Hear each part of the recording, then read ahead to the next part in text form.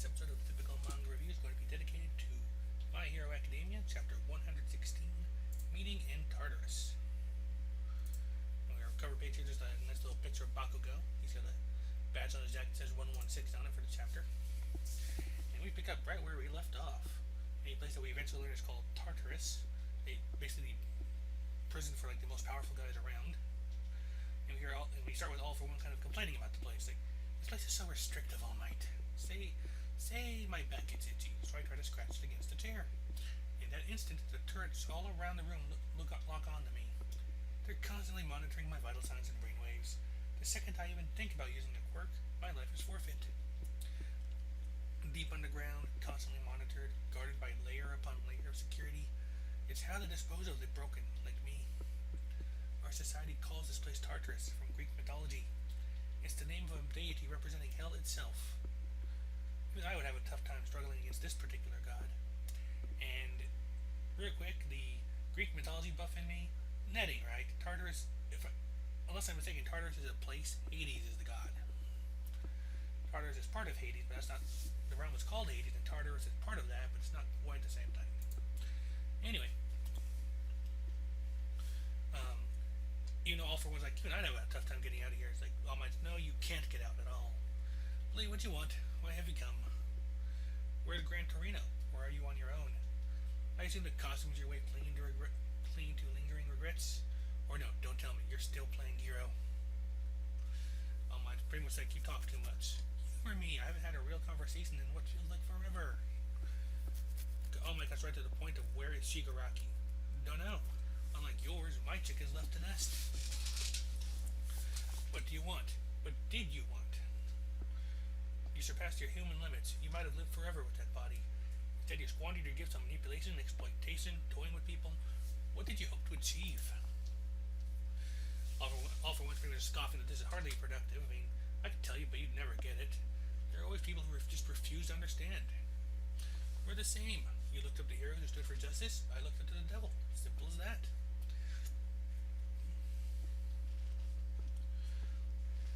And he basically held on to his ideals, acquired the power to embody them, and would have spared no effort to live forever in a world shaped by those ideals. Which brings All Might to the obvious question of why even set up a successor then? Really? You're asking me that? Oh, I love it. Because you stole everything away from me, of course. Look at this body. These tubes are the only things keeping me alive. My ideals had unlimited potential until you put it into my designs. When people know the end is nigh, they leave legacies. Think about it. All the houses and buildings everywhere. Even the food we choose to eat would be different. It all passes from one person to the next. I was just trying to do what everyone else does. You know, next little panel right here, like All For One facing the glass with All Might's kind of like his face mixed in with him through the reflection. Kind of a neat little panel. All Might he has 3 more minutes. Like, no, wait, you can't do this to me. I want to talk more. All right, of course. I meant like All For One's kind of desperate to keep him talking. So it's like, I imagine society is shocked by your sudden retirement, but how are things going, really? The security guy pretty much says like there's an embargo on outside information, so don't actually tell him anything. Like, All For One's like, what a shame, but I have a hunch. Right about now, the media's probably going on about how concerns over your retirement and the people's resistance to accept your replacement endeavor warrant a renewed unification of hero society. Meanwhile, there are others who can sense the growing unease. Those in the shadows who never really supported heroes are starting to mobilize. They're teaming up, thinking that they too have a shot at changing how the world works. I'm sure Tomura and these people are still lying low, waiting and getting a good look at the other groups riding the power, hoping to spread their influence. And I bet some of those villain groups are even butting heads. That's probably how things are at the moment, right? Assuming all my machinations are going according to plan. Let's keep in mind, though, that it's really all thanks to your retirement and the public face you used to wear. But you can't save people anymore. All you can do is watch in horror at the explosion of villain activity that you caused. I picture you living out your remaining years cursing your own powerlessness. But tell me, how does it feel? At this point, All Might's pretty much like on his feet, like looking like he really wants to smack this guy. Only get warned that he's gotten too close by the security guys. Yes, people grow angry when their true feelings are perceived. And yet here you are, unable to even punch me. Shame. All Might just kind of scoffs, like, don't assume you're the only one who gets it. And I know every thought in your head, too. Shigaraki's related to my predecessor. You spurred him to kill me and the boy too. Is that the plan? So, at this point, All Might remembers Gran Torino warning him, like, find Shigaraki and then what? If you're seeing him as anything less than a villain, no good can come of it. No matter his parentage, he remains a vicious criminal. All Might swears that he won't die, and he won't let Shigaraki kill him. He won't let himself be killed, and the future in store for this world isn't the one All for One is after. Sell things for good? That was your line? Is that really all you came to say? At this point, All Might told that it's time to go, like its time is up. The future you foresee, I'll smash it as many times as it takes. I'll be the one watching in horror while you live out your remaining years. At this point, All for One just doors closing with remaining years, right? Just a little Silence of the Lambs thing to get that whole vibe across. Could not help it. All Might is driving off with the police officer that his buddy, like, was it Kuchowski, something like that? I forget right offhand. Like I said, they had to overlook the but you have to go through a lot of hoops to actually red tape to actually visit Tartarus, so it's like that's why he's not there at the provisional exam. All Might explains that if he was hoping for any juicy intel, they're out of luck. Didn't think it'd be that easy. Run long for a long battle. And All Might explains to Sons that they'll remain in hiding, expanding the organization, taking it slowly. And he takes that at face value because they'd be crazy to try another attack now. Oh, that's the cop saying all that part. He also asks, like, even though he didn't have time to set up between all the paperwork, but what about a meeting with Stain? At this point, All Might gets a text. He actually sees it. It's from Deku. He's texting him a picture of his new hero provisional license. Another big step forward thanks to you. And at the UA dorms, we see Deku's like wondering if All Might saw it yet. Everybody's kind of going about doing their own thing. But it's all kind of interrupted when Bakugo comes up to Deku's like, yo, meet me out front later. We gotta talk about your quirk. And that's where the chapter ends.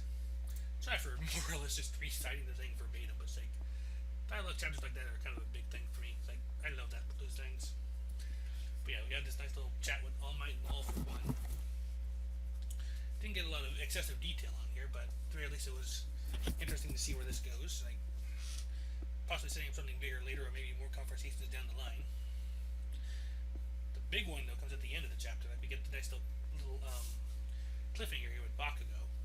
And my immediate question when I saw this part was, what does Bakugo know? Or, to be more precise, what does Bakugo think he knows? Because this isn't the first time we've had someone take a guess about Deku and get it wrong. Because you have Todoroki, yo, are you All Might's love child or something moment? Bakugo knows that's not the case. He also knows that Deku got his quirk from somebody else. He's seen All Might get weaker while Deku gets stronger. So I'm wondering now if Bakugo has at some point come to the conclusion that All Might is weak because of Deku, because Deku has his power now. Which, not entirely wrong, but not entirely right either. So we'll see some stuff coming from that, I'm sure. So my question right now is, like, does Bakugo blame Deku for what happened to All Might? Because if he does, this meeting is going to get very interesting very quickly. But Bakugo seems actually kind of calm about this, so I imagine there's something going on here, a little bit more than just that. Like he's not just gonna explode right away. He's got something in mind.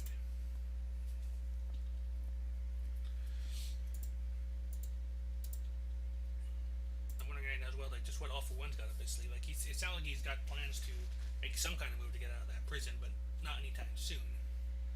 And it is curious to know if we're seeing anything coming from a possible meeting with Stain. Because after all, one thing with him is that he wasn't actually part of the alliance. Everyone just thinks he was.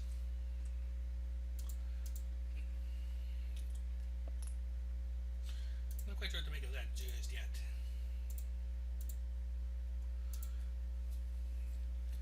But yeah, like I can definitely see like All for One definitely playing the Hannibal Lecter part and all this, like trying to pin everything on All Might. I thought they were just trying to shift the blame for what he's done anyway.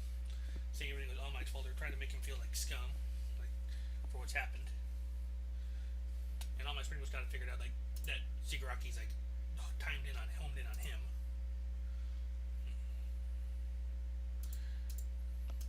I'm not quite sure. It's still too hard to say what's going to be coming up with that yet. Like I said, my mind's mostly focused on the whole Bakugo thing at the end, especially when you think about it, we didn't really get a whole lot from this conversation. I mean, not to my mind anyway.